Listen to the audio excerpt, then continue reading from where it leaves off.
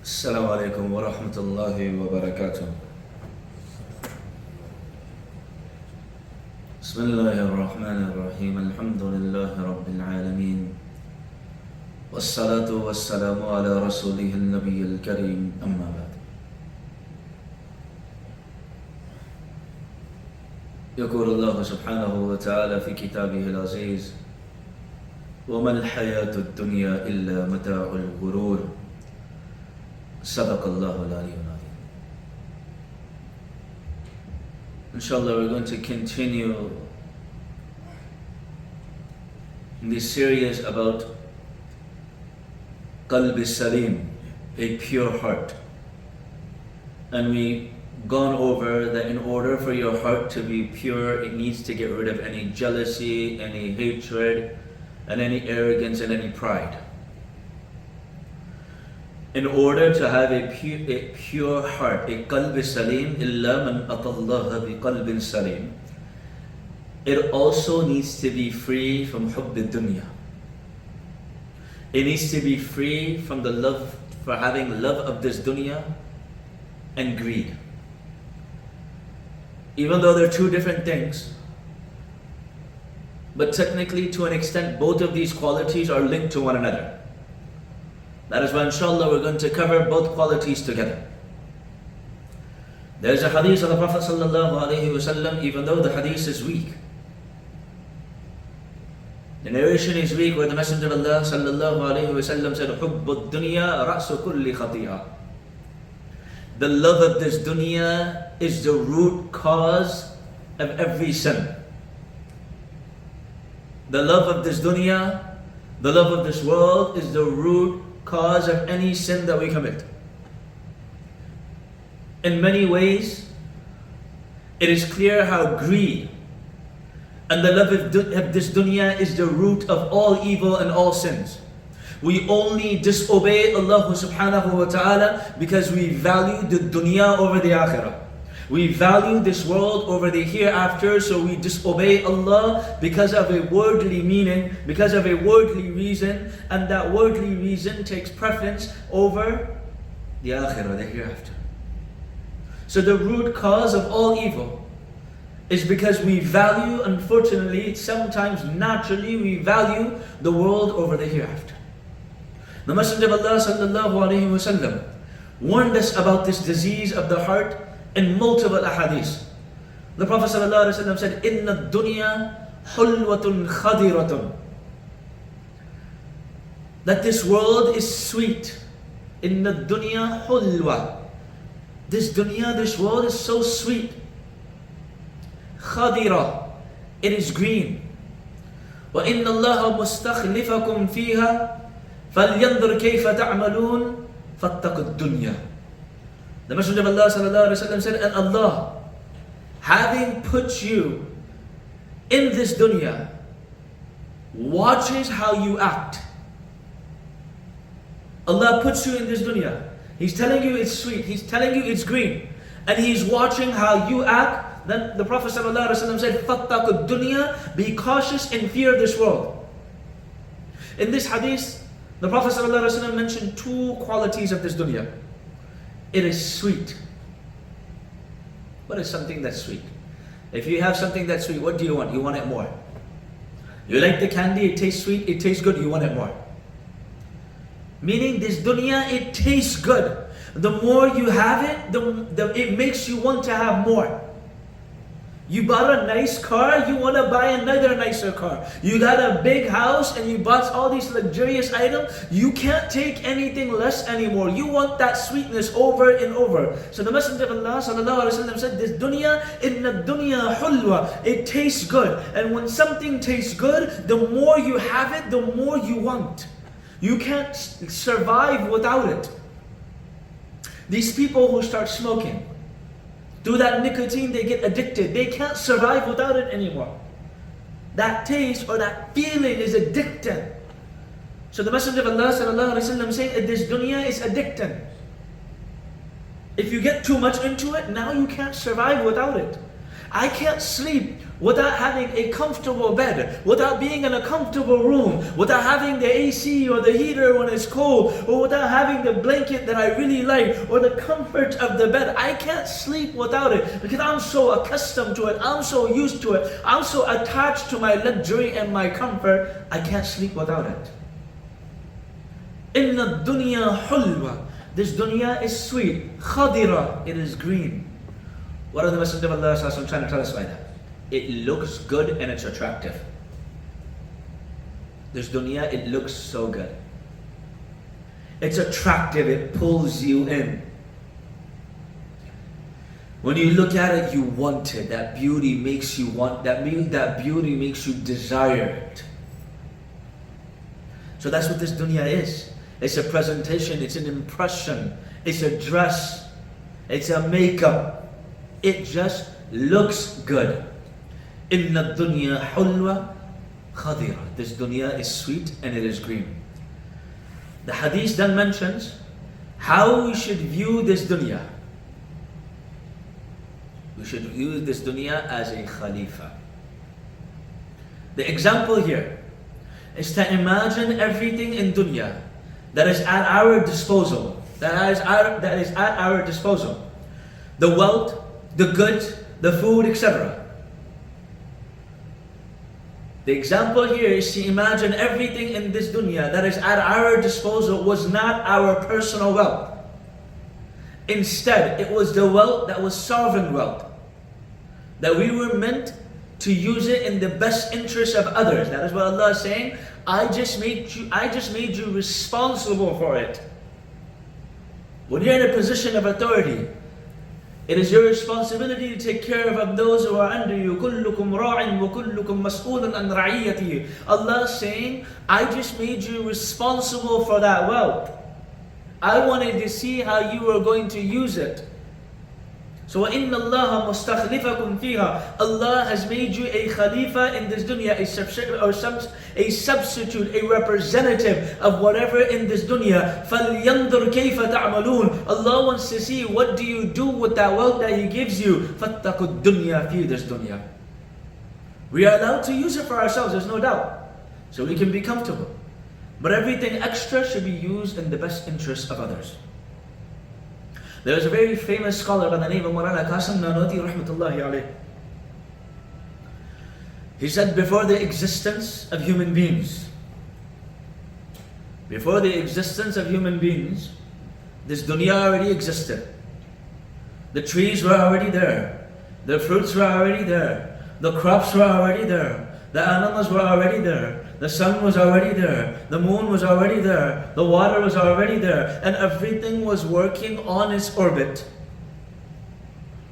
And then Allah put us on this dunya.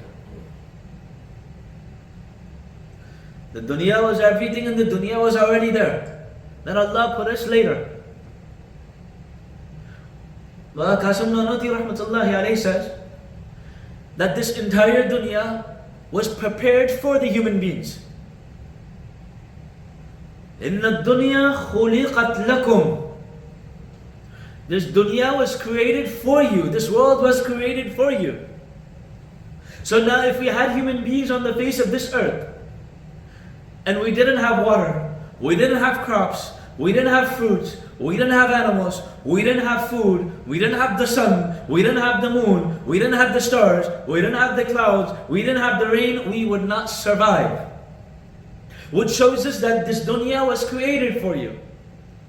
So Qasim Nanoti rahmatullahi alayhi says, when this dunya and this world was created for you, and you attained and gained the wealth of this dunya, what big thing have you done when it was created for you in the first place?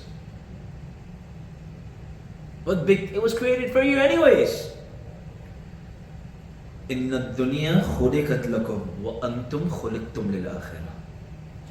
This dunya was created for you, so by attaining it, you didn't do anything big. It was already created for you. وَأَنْتُمْ خُلِقْتُمْ لِلْآخِرَةِ. And you're not created for this dunya. You were created for the next. وَأَنْتُمْ خُلِقْتُمْ لِلْآخِرَةِ. And you have been created for the hereafter. You have not been created for this dunya. So by attaining this dunya, you haven't done anything wrong. Now, another thing Another important point in this hadith shows that it is not necessarily about how much money you have. Rather, it is about how you use it and how attached you are to it. Why am I pointing this out? Can we earn an income? Can we become millionaires? Can we try to become millionaires? Yeah, no problem. Is having a lot of wealth a sign of love of dunya in one's heart? Is having a lot of wealth a sign of love of dunya in one's heart? The Quran and Hadith have mentioned that wealth is test. That the wealth is a test. The Messenger of Allah sallallahu alayhi wa sallam says in the Hadith, which is found in Jami al-Tirmidhi, إِنَّ لِكُلِّ أُمَّةٍ فِتْنَةٍ.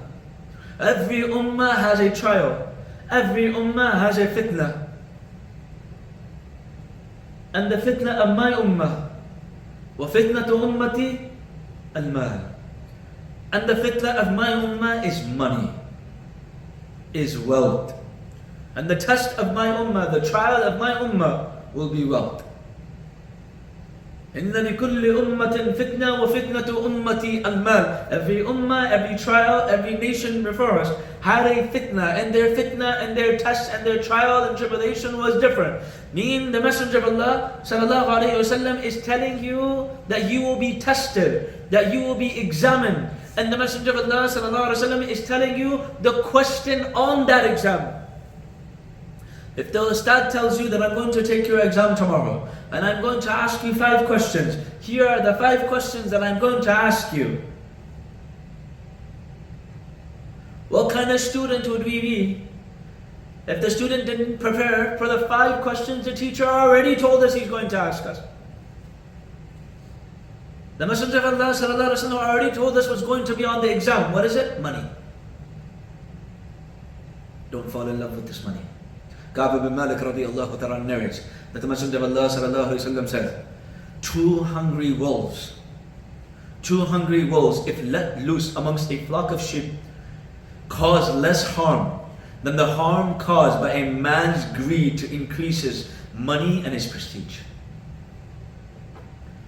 A man being greedy or wanting izzah and honor and dignity and privilege and a position and authority, that will destroy the ummah. That will destroy the ummah worse than 2 wolves being let loose on sheep. Abu Hurairah radiyallahu ta'ala, he said that the Messenger of Allah sallallahu alayhi wa sallam said, wretched is the one who is enslaved to gold, silver, fine cloth and garments. If he or she are given those material goods, only then are they happy and are they pleased. If they are not given this dunya, then they are upset. This hadith is in Sahih al-Bukhari. If one were to analyze all of these ahadith of the Messenger of Allah sallallahu alayhi wa sallam, they would notice that accumulating wealth itself has not been condemned. Gaining this dunya, there's nothing wrong with that. Rather, what has been condemned is the greed of wealth. Wealth has been deemed a trial, a fitna. However, not every fitna is inherently evil. The Quran had also deemed one's own children and spouses as a trial for them. إِنَّمَا أَزْوَاجُكُمْ وَأَوْلَادُكُمْ فِتْنَةً. Your spouses, your wives and your children, they will be a means of fitna. You're walking out the door for Salat al-Isha, and your daughter or your son grab you and say, Dad, don't leave us. What do? You can't leave my children alone. That's your test. Son, daughter, I have an obligation, I have a responsibility to pray to Allah. As much as I would love to stay home and be with you, I have to go to the masjid and pray. When your spouse comes to you, and because you love them so much and you would do whatever you can to make them happy, but they're asking you to do something that's not permissible, what do? So not every fitna is inherently evil. Just like our children and our spouses, even though they are a trial for us, yet no one would claim that having a spouse or children is evil or to be avoided. Similarly, an abundance of wealth is also a fitna, but not inherently evil. There are many virtues and good deeds which can only be achieved if one has an excessive wealth. Look at the following hadith. Abdullah ibn Umar radiallahu ta'ala he narrates. Now the Messenger of Allah sallallahu alayhi wa sallam said that there are only two people worthy of being envied. There are only two people worthy of envy. The person whom Allah subhanahu wa ta'ala has blessed with the Quran in his or her heart, so they are able to read it throughout the day and night. And the person whom Allah has blessed with wealth, so they are able to spend it in charity throughout day and night. This hadith in Sahih al-Bukhari. There is even a longer hadith, a lengthy hadith, in which the Messenger of Allah sallallahu alayhi wa sallam said that the highest ranking individual, yani the greatest of human beings, is the one whom Allah has blessed with wealth and knowledge. Ilm wal mal. Allah has blessed him with knowledge, and Allah has blessed him with ilm, with knowledge and wealth. And he or she utilizes their wealth and knowledge in a manner that is pleasing to Allah subhanahu wa ta'ala. This hadith in Jami al-Tirmidhi. Allah subhanahu wa ta'ala, the Messenger of Allah describes human beings. Okay, you were given wealth, but you weren't given knowledge. Or you were given knowledge, but you weren't given wealth. Or you were given both, or you were not given either. 4 types of people. And the best person is the one who was given knowledge and wealth, and then he uses that wealth in a manner that pleases Allah subhanahu wa ta'ala. So having wealth is not a problem. Having an attachment to that wealth is a problem. لن تنالوا البر حتى تنفقوا مما تحبون. Allah subhanahu wa ta'ala tells us in the Quran, you cannot attain true piety. You cannot be considered a pious person until you spend from what you love. That thing that you have an attachment to, that you badly want to keep, giving that up is how you attain true piety. What are some signs and symptoms of love of wealth in one's heart? Remember, we're trying to get rid of it, to see if it's within us. We're not just sitting here, okay, we're such amazing human beings, we don't love wealth. Okay, no, we need to see, do we have this problem or not? The Messenger of Allah sallallahu alayhi wa sallam said, the hadith mentioned 3 qualities of people who have love of dunya in their hearts. فَوَاللَّهِ, the Messenger of Allah sallallahu alayhi wa sallam, he was looking at the man of Bahrain king. And after Salat al-Fajr, the Prophet turned around and he looked at the Sahaba radiallahu ta'ala ajma'in, and they looked eager, like they wanted their share of the wealth of Bahrain. So the Messenger of Allah sallallahu alayhi wa sallam looked at them and he said, فَوَاللَّهِ مَا الْفَقْرَ أَخْشَى عَلَيْكُمْ. I swear by Allah, it is not poverty that I fear for you. وَلَكِنْ أَخْشَى عَلَيْكُمْ أَمْ تُبْسِطَ عَلَيْكُمُ الدُّنْيا كَمَا بُسِطَتْ عَلَى مَنْ كَانَ قَبْلَكُمْ. I do not fear poverty upon my ummah. Rather, I fear that my ummah will be blessed with this dunya, just like the previous nations were blessed. And then فَتَنَافَسُوهَا, then I'm scared that the Muslims are going to compete for the wealth, just like the previous nations competed for wealth. And then you're going to destroy each other, just like they destroyed themselves. And we can see that. The Muslims were known as the Golden Empire, the powerful empire. At the time of Sayyidina Umar radiallahu ta'ala, they have conquered half of the world. The Muslims were the superpowers. They have the wealth of their dunya, of this dunya at their fingertips.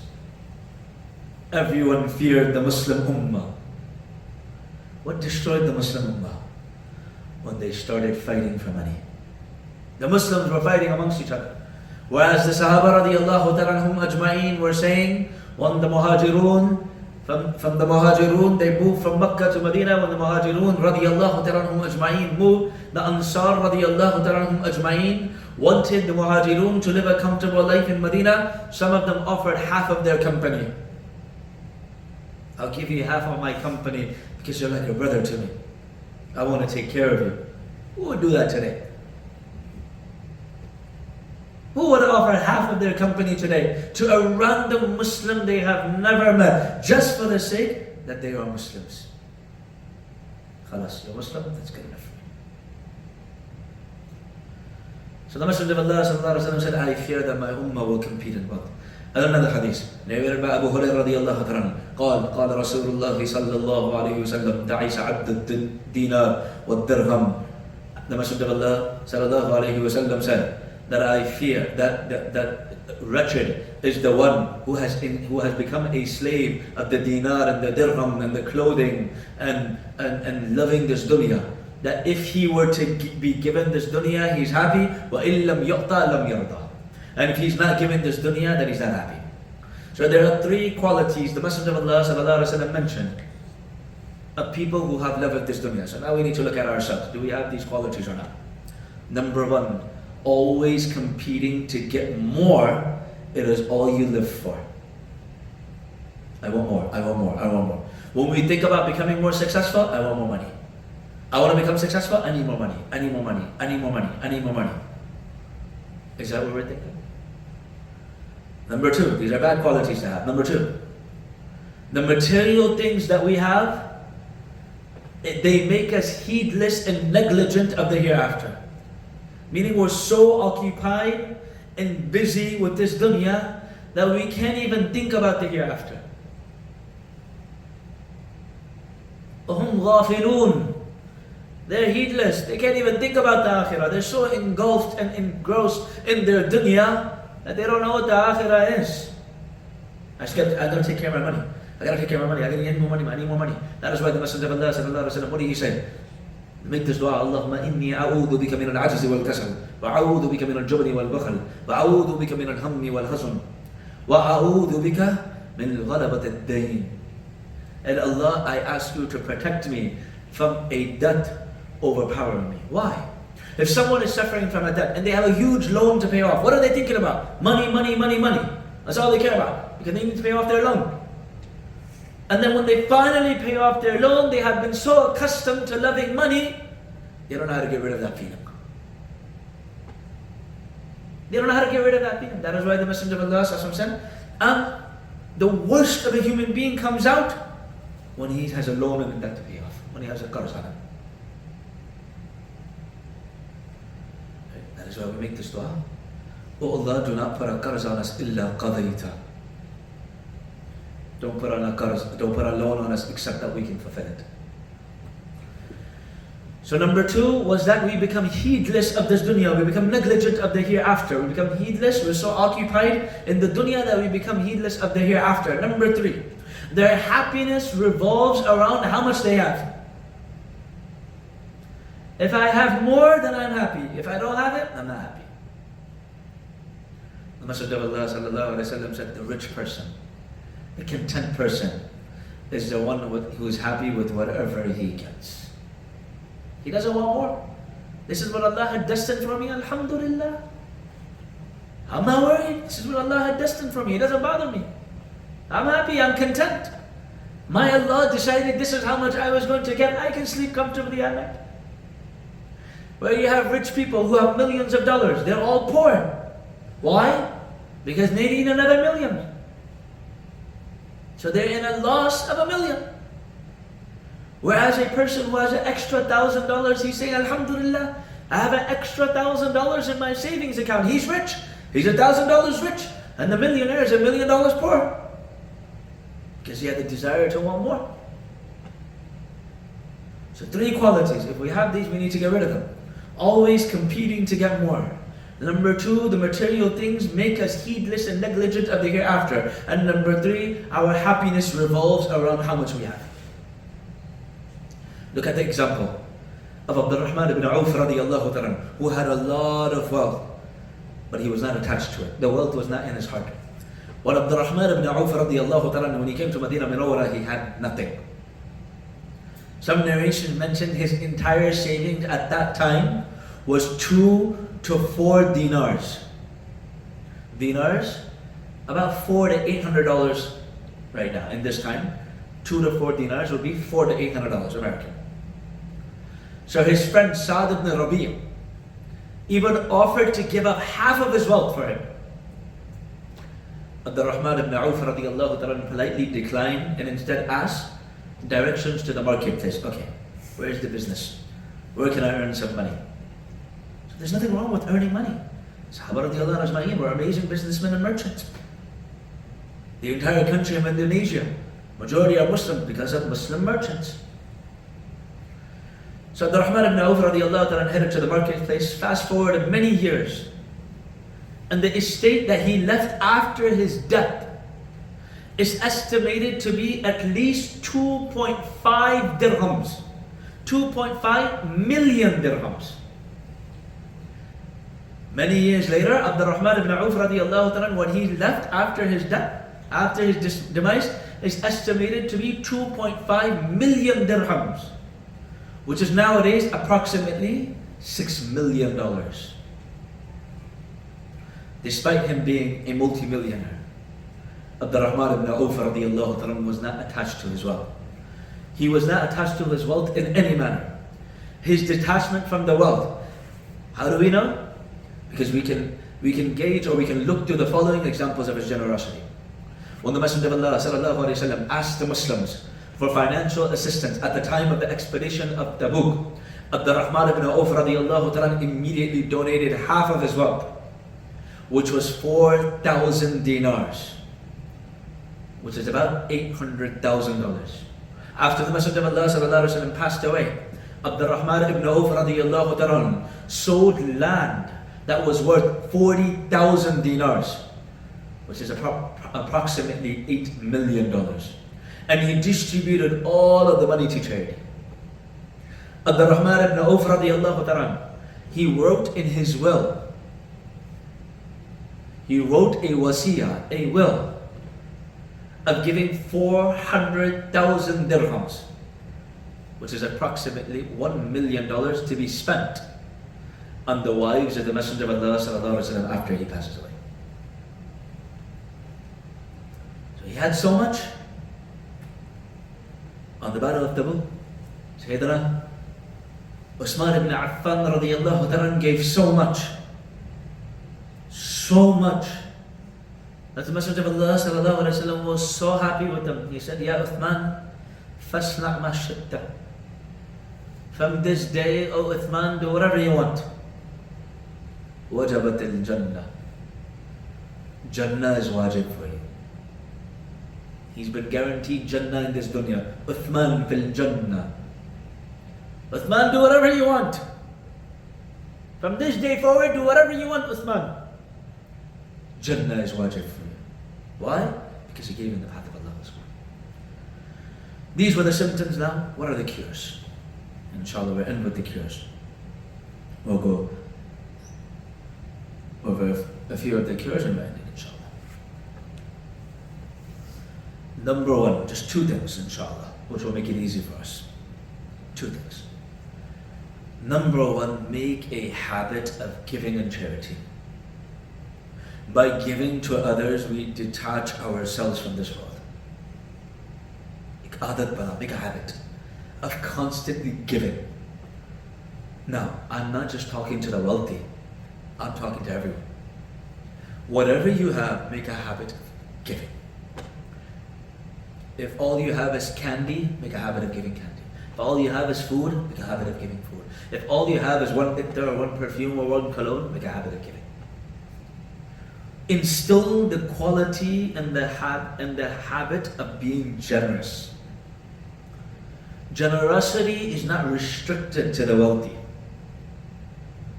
The Messenger of Allah sallallahu alaihi wasallam said, "As-sakhiyu," a generous person. What is a generous person? Where does it say that a generous person is a wealthy person who gives? It didn't say that. A generous person who has a habit of giving. The Messenger of Allah sallallahu alaihi wasallam said, "As-sakhiyu qareebun min al-jannah, wa qareebun min al-nas, wa qareebun min Allah, wa ba'idun min al-nar." A generous person is close to people, is close to Jannah, and is close to Allah, and he is far from the fire. وَالْبَخِيلُ بَعِيدٌ مِّنَ النَّاسِ وَبَعِيدٌ مِّنَ اللَّهِ وَبَعِيدٌ مِّنَ الْجَنَّةِ وَقَرِيبٌ مِّنَ النَّارِ. And a person who withholds, a person that is stingy, who doesn't like to give, who's so reserved, who likes to keep everything for themselves. وَالْبَخِيلُ بَعِيدٌ مِّنَ النَّاسِ. He's far from people. People don't like him. وَبَعِيدٌ مِّنَ اللَّهِ, he's far from Allah, Allah doesn't like him. وَبَعِيدٌ مِّنَ الْجَنَّةِ, he's far from Jannah, he's not going to Jannah. وَقَرِيبٌ مِّنَ النَّارِ, and he's close to the fire. So the first thing to create and getting rid of the attachment, and establishing some kind of detachment from this dunya, we need to be in a habit of giving. By seeing the happiness and difference you make by giving to others, you can make to others, makes you want to help them more. I gave them something, I saw that smile, I just want to give more. I want to make more people happy. I want to take care of more people. In a time where people are crying left and right, suffering left and right, I want to take every opportunity I get to make people happy. Anything I can do to make people happy, I'll do it. If I need to donate my time, give my time, I'll do it. Hasan Basri rahmatullahi alayhi said, if I were to summarize the Sahaba radiallahu anhum ajma'in in one statement, it would be this. The Sahaba radiallahu anhum ajma'in were such that they were generous with giving and strict with wasting time. They were generous with giving wealth, but they were stingy with wasting time. You wanted something, they'll give it to you easily. You would think that the Sahaba radiallahu anhum ajma'in were naive. They don't know anything about this dunya. They weren't naive. They just don't care. If you use that money in the wrong manner, then you're the one who's going to suffer. They were ready to give. So, as we mentioned last week, 2 or 3 weeks ago, a beautiful story where Mufti Samir was with his father, and his father gave someone some money, and he said, Father, some of these poor people, they do this as a business, and they're not deserving of that wealth. And Mufti Shafi rahmatullah alayhi responded to Mufti Samir that there are so many things that Allah gives us that we are not worthy of, yet He gives. Who are we to say that someone is not worthy of receiving? So number one, to get rid of this attachment to this dunya and instill and to detach ourselves from this dunya, make a habit of giving. Parents, start teaching your children to give. When they come to the masjid, give them $5 to put in the donation box. Or you want to give something to someone, give it to them to give. Teach them to give, not keep, give. Number two, the remembrance of death. We become attached to these things and we think and we hope we can have it for an extended period of time. If we know that we're only going to have it for a short time, we do not become attached as easily. Okay, I got this car, Allah took it away from me, okay. A person rents an Airbnb for 2 to 3 days. They love the place and they enjoy it. But no matter what happens, they know they have to return home. So they make sure they don't become attached to this place. It's got a nice swimming pool. It's got a nice bedroom. It's got a nice setup. It's got an amazing kitchen. But we know it's only for a few days. Don't get used to it. What do we tell our kids? Don't get used to it. We're only here for 2 to 3 days. You're in this nice, amazing 5-star hotel. Don't get used to it. We're going to return home. So we make sure that we don't have an attachment to the place. Similarly, if we know that our life in this dunya is limited, it does not mean that we cannot enjoy or have a good time, but it will ensure that we do not become obsessed and attached, because we know one day that we have to leave this world. May Allah subhanahu wa ta'ala remove any attachment we might have in our hearts. May Allah subhanahu wa ta'ala purify our hearts, remove any greed, any attachment to this dunya that we have. May Allah subhanahu wa ta'ala cleanse our heart. May Allah subhanahu wa ta'ala grant us all a pure and a sound heart, so on the day of judgment we may all enter Jannah with a pure heart. جزاكم الله خيرا وآخر دعوانا أن الحمد لله رب العالمين. السلام عليكم ورحمة الله وبركاته.